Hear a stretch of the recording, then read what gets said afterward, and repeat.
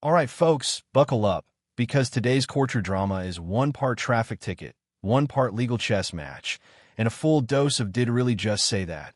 We're in the matter of Cole Aaron Sum, who's facing a $120 fine and 2 points on his license for allegedly blowing through a solid red light in Sturgis, Michigan. The twist: Cole isn't here just to pay and walk away. He's fighting the points like his driving record depends on it, because it does.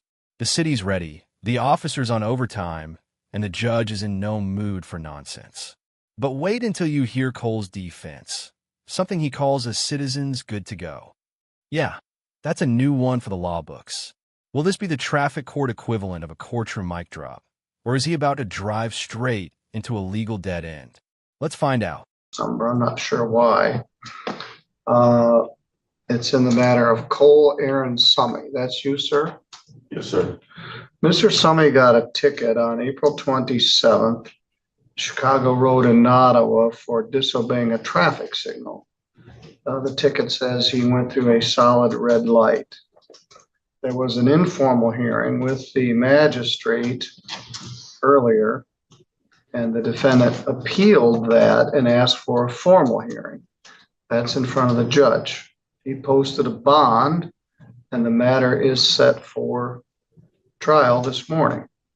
Mr. Timothy Reed, the Sturgis City Attorney, is present, as well as Officer Dylan Ware of the Sturgis Police Department, who issued the citation. The fine, I believe, was $120. The defendant did post bond in that amount. The plaintiff filed a jurat earlier this week, formally charging this as disobeying a traffic signal. Good morning, Mr. Reed. Good morning, Your Honor.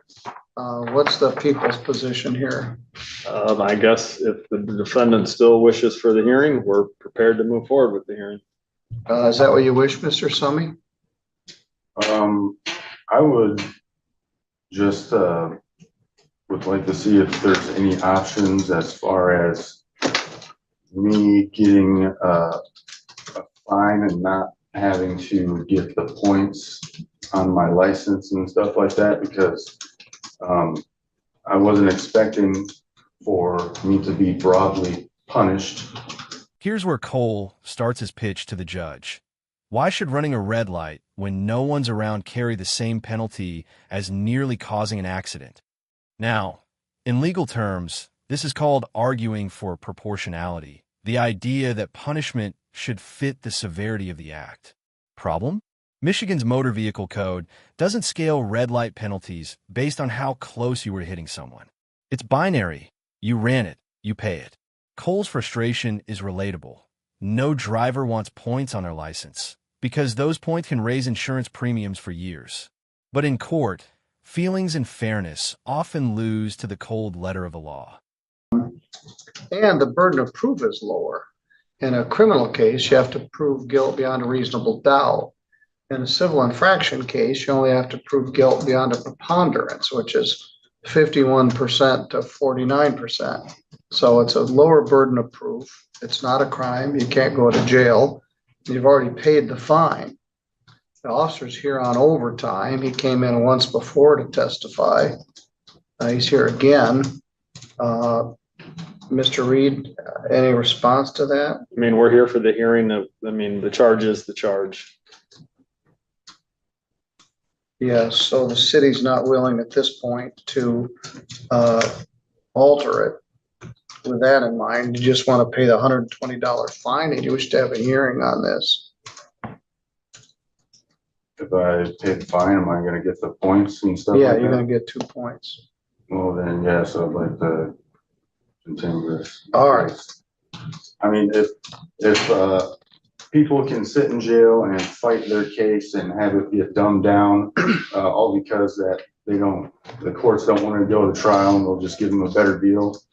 I don't understand how I can't get at least a warning on this, and I'll never do it again. I've definitely have learned my lesson there, but I don't feel like I should get the points if I came all the way up to the stoplight and I stopped. Well, we haven't gotten to the facts yet, so I don't know. But right now you have 0 points on your driving record, so this isn't gonna cost you your driver's license. You've had some points in the past, but they've all gone away, so you have 0 points. In fact, even with this on there, it shows 0 points. This carries no points. It carries points. It's just when they appeal, it doesn't add Hold the track. points, all right, okay. I thought it carried 2 points. It does. All right, so you're not gonna lose your driver's license. You're gonna get 2 points on your driving record. You've already paid the $120 fine. So I'll use your bond to pay your fine. The case will be done. But if you wish to have a hearing, the city's ready to go forward. Yes, I would like a hearing if the. All right, well charges then are let's gonna just go get through it. changed. Okay. My first witness is Cole Summey. All right, well, let's have Mr. Ware and Mr. Summey both raise their right hand. Mr. Summey, do you swear or affirm any testimony you're about to give in this matter will be true to the best of your knowledge and belief? Yes, Your Honor. All right, in a civil infraction, because it's not a crime, you don't have the right not to testify. So the city is calling you as a witness. So would you come up and have a seat in the witness box? Your name is Cole Aaron Summey. Yes, Your Honor. All right, very good. Mr. Reed? Thank you. Does court need the spelling of his name, or is it? No, we got it. Summey.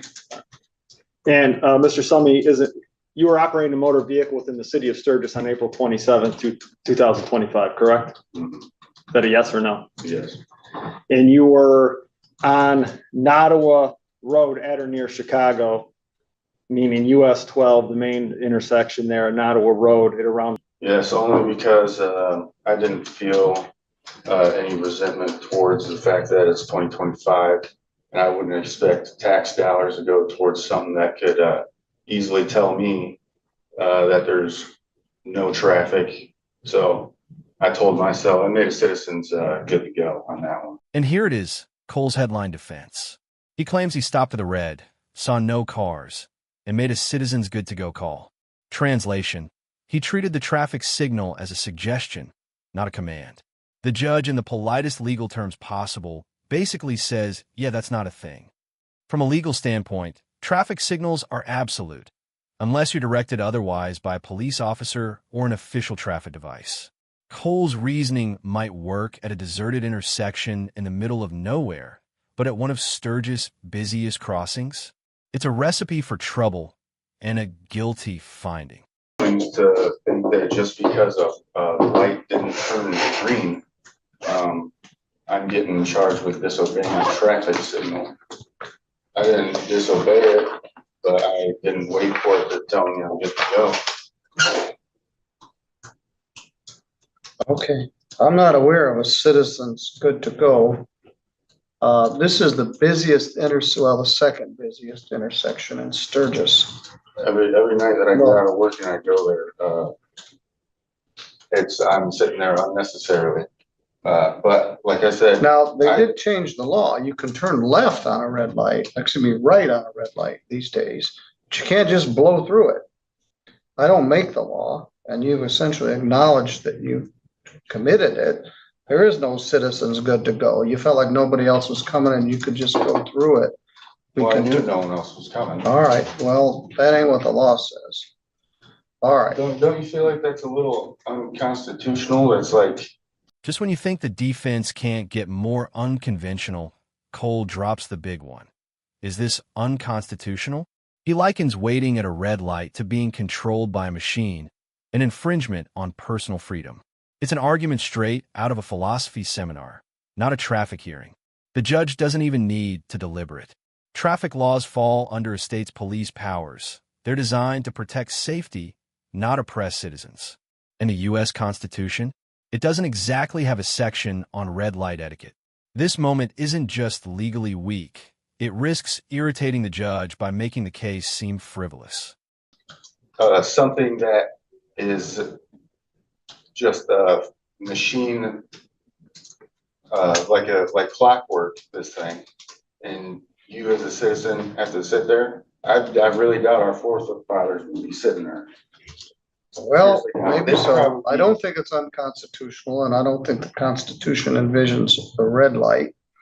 So you've wasted my time, cost a bunch of overtime for the Sturgis Police Department, so maybe that's some satisfaction. I mean, it is a waste of time, really, but how is it on me? This is the turning point. The judge makes it crystal clear. Cole's fight has cost time, overtime pay for the officer, and court resources. The subtext? You had your chance to settle. Now you've made me go through the whole process. In courtroom psychology, this is dangerous ground. Judges expect concise, relevant defenses, not prolonged arguments over settled law. When Cole pushes the not my fault angle, he's missing the bigger play, damage control. By this point, the judge is more focused on wrapping up than negotiating. Spoiler, that's bad news for Cole's points. Well, I find that you're responsible for the violation by your own admission. I'll use your $120 bond to pay the fine. 2 points will go on your record that won't cost your license. My suggestion is stop next time or you get another ticket I for the did same. stop, Your Honor. All right, very good, Mr. And just like that, it's over. The judge finds Cole responsible, by his own admission, no less, and applies the $120 fine plus 2 points on his record. No license suspension, but the insurance consequences will sting. So what's the takeaway? In court, personal logic doesn't beat codified law. Red lights aren't a choose-your-own-adventure moment, and arguing constitutional principles in traffic court is like bringing a chessboard to a boxing match. Wrong game, wrong rules. If you found this case as fascinating and frankly as bizarre as we did, make sure to hit that like button, drop your thoughts in the comments. Would you ever try a citizen's good-to-go defense?